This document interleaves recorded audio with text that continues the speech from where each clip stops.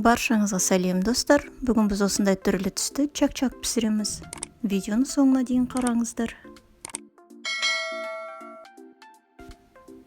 5 жұмыртқаны осылай венчикпен шамалы соғып аламыз.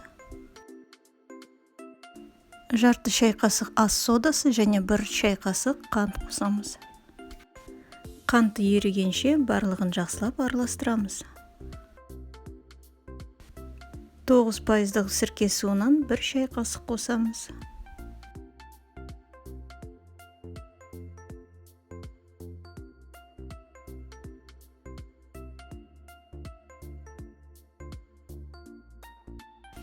Енді ұнды қосып қамыр илейміз. Бізге шамамен 400-450 грамм ұн қажет болады. Оның қажеттілігі жұмыртқаның көлеміне байланысты.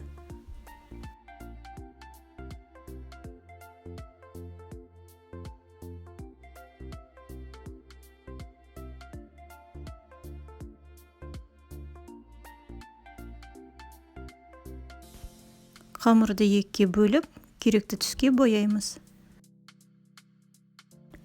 Мен ас декордың гелевый кондитерлік бояушын қолдандым.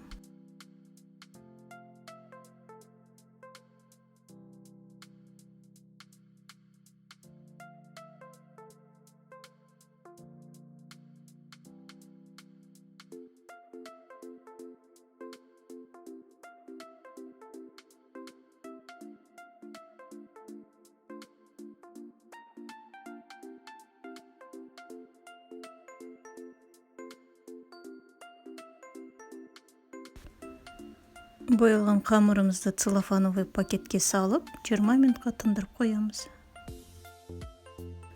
20 минут өткеннен кейін қамырларымызды тағы да жақсылап бір рет басамыз.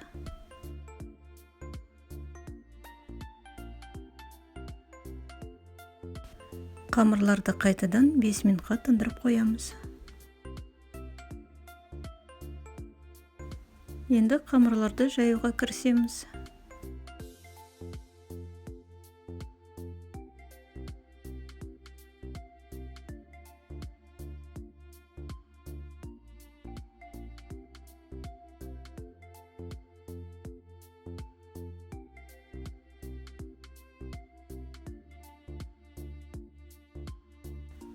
Қамырдың жартысына өсімдік майын жағамыз.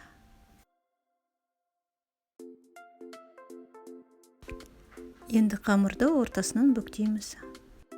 Қамырдың арасында ауа қалмас үшін оқтаумен осылай басыңқырап өтеміз. Қамырдың ені шамамен 3 елідей қылып өлшеп, бір келкі етіп кесеміз. Енді кесілген бөлікті тағы да майдалап кесеміз. Әр бөліктің ені шамамен 1 елі болу қажет.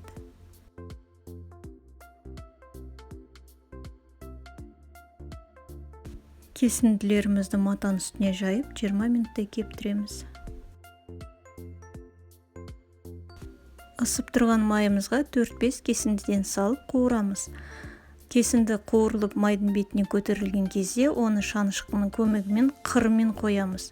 Сонда біздің чак-чагымыз бұраланады.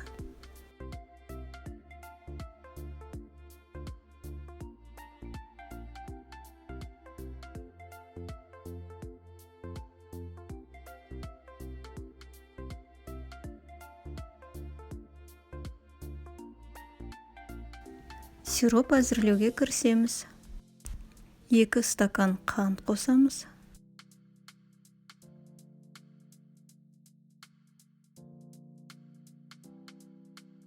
Бір жарым стакан су.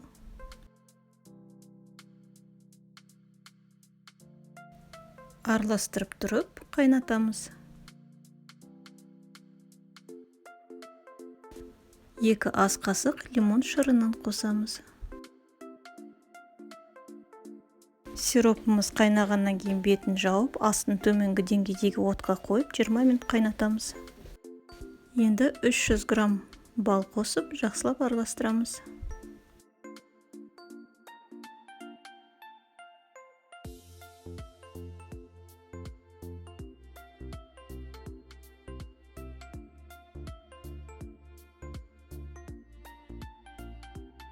Қуырылған чак-чактарды 2 ыдысқа бөліп алдым.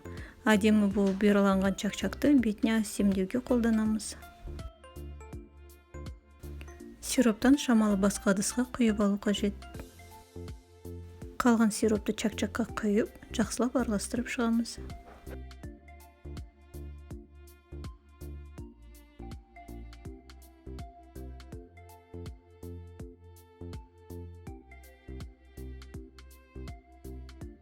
Чакчагымызды ыдысқа салып, сыртын алдын ала алып қалған әдемі бұйраланып шыққан чакчакпен әрлейміз. Әр чакчакты сиропқа матырып алып, осылай әдемілеп қойып шығамыз.